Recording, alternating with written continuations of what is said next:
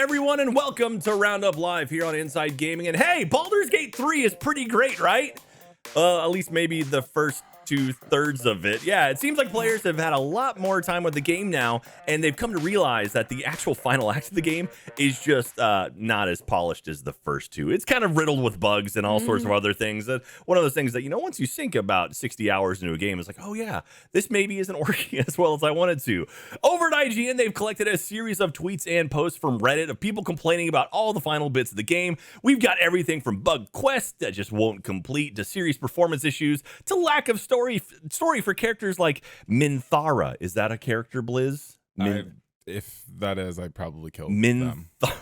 Yeah. Apparently that character dies very easily, but yeah. They all do, Jack. They all do. Larian recently released a patch for their title, but even with that, it seems like folks are still having all kinds of problems with it. It seems like Act 3 hits a bit harder for folks with less powerful machines as well. So if you've got a pretty beefy PC, if you've got a whole lot of machine, almost said lots of junk in the trunk, you may not notice the problems as much as others, but that still doesn't take into account things like thin storylines for some characters. They just weren't fleshed out nearly as much.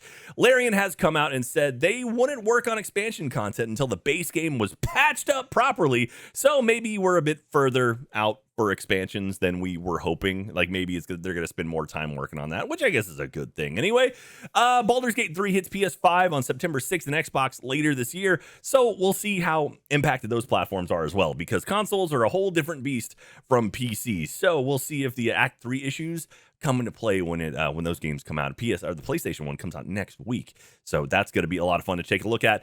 In a massive community update this week, Larian came out and let folks know they are working on improvements for performance, as well as a new Karlach epilogue. You're welcome, BK. Yay! You love Karlach, right? I do. You love Karlach too, right, Blizz?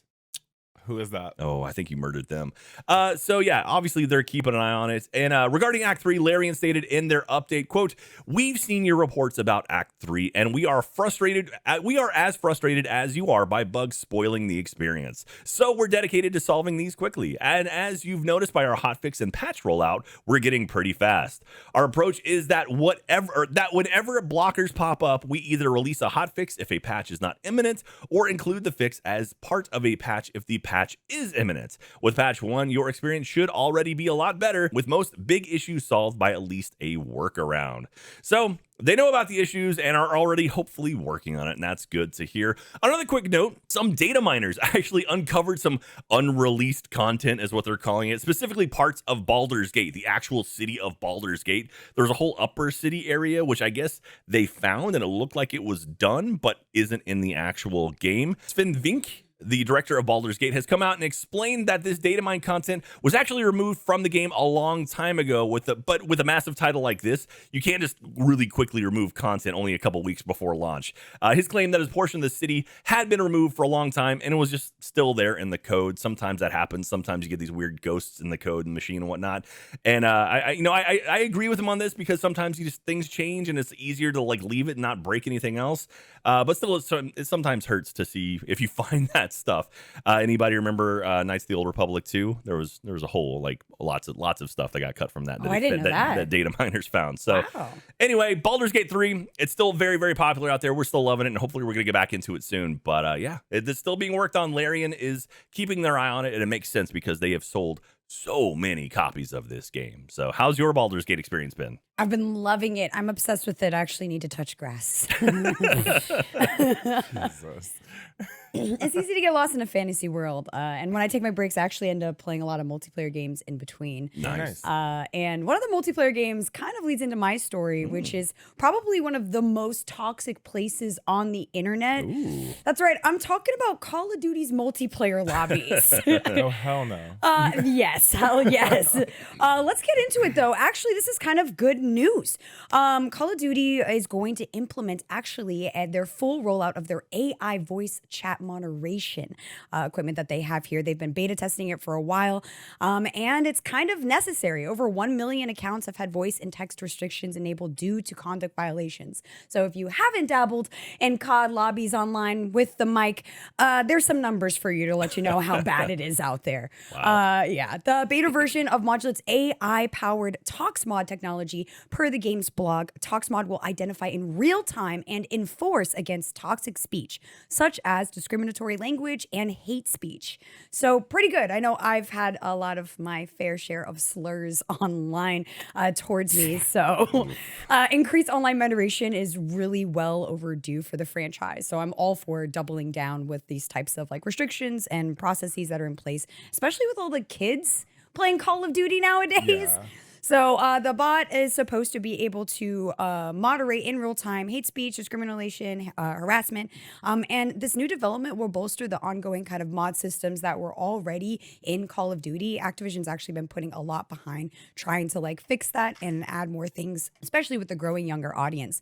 And this filtering will happen across 14 different languages in game, as well as usernames and chat. So if we see a lot of those names that you just kind of just don't want to see when you're, you know, playing as Nicki Minaj, throwing it back for the one time, getting your winner chicken dinner.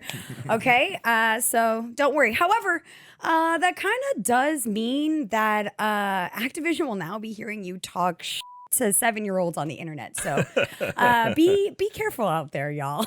I mean, the kids are going to learn regardless. You're not wrong. I'm at least happy this is a positive instance of AI technology being used here to kind of add to the experience and not replace jobs or things like that. So really excited to see how this works and see if it is something beneficial to the gaming industry as a whole. Fingers crossed. Heck yeah. Yeah, I definitely have a transition into my story, and this is what it is.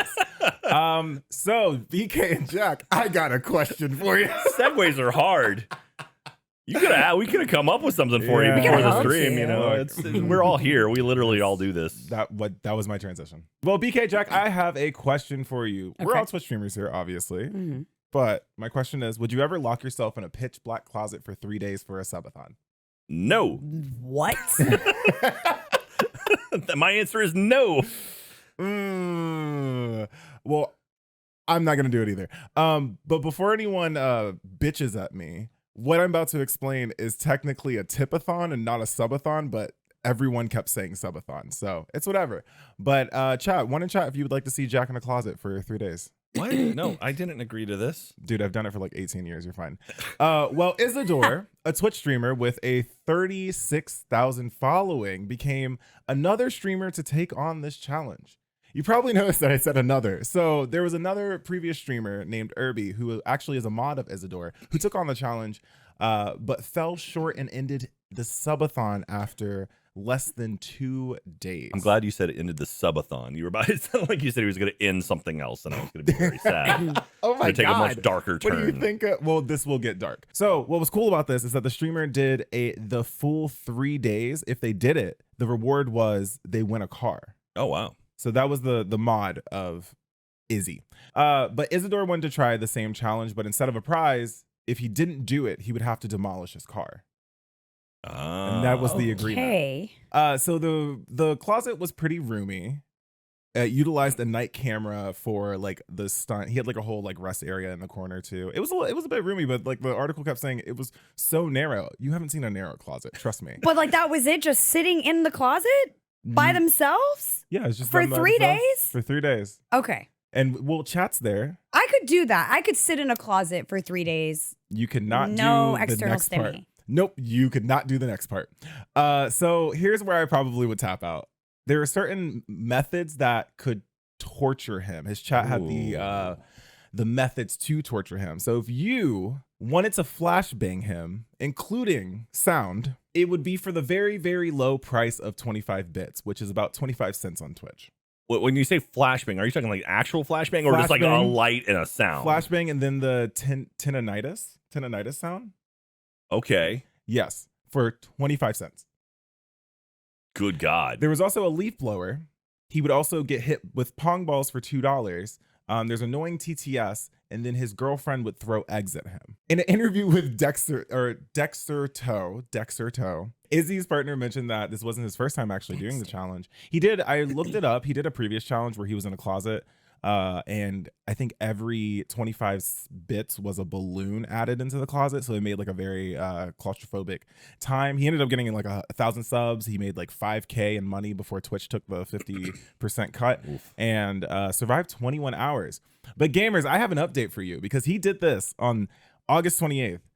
He ended up tapping out at the 25-hour mark. Ooh. He called it quits because he was crying, which I understand because being in the closet for so long is so traumatizing. But the environment he was in, it's very psychologically fucked. Oh yeah, no, there was a game show I used to watch called Solitary. Yes. And the whole idea was it was literally that you were in a room by yourself versus other people who are in rooms by themselves. And you would just compete against yourself and not know if everyone else had been like eliminated. One of the challenges was to get into a small box and be in there for as close to 1 hour as possible. One person stayed in it for 5 hours because you lose all sense of everything. Yep, that's kind of what was happening. Anytime he would try to sleep, he would get flashbanged or a leaf blower or ping pong balls thrown at him. Wow. So his viewers were very understanding though and super concerned because they were basically watching him have a panic attack with zero opportunity to cope. So like they were even chats in his comment, or they were comments in his chat being like, hey, to his girlfriend, if she was reading this, hey, can you come in here and tell him it's okay to stop because he is currently having a panic attack and he needs to get out of here. But Flashbang. anyways, now he has to destroy his car. But he did make a decent amount of money, so. Oh, what, $5,000? Is that what he ended up with? Do you know his final total? I couldn't find the final total, but Man. he made a lot of money that maybe it's okay that he destroyed his car. No, don't. If you're a streamer watching this right now, don't do that. Don't do that. We could do Not that. smart. No. We could. Do you see the flashbang in the video? It's that. It is literally the flashing. Okay. And there's like one where he's like laying down on the ground and they just start flashing him. I couldn't do this. You would lose your mind doing that. I would cry. I mean, he did cry. Well, yeah.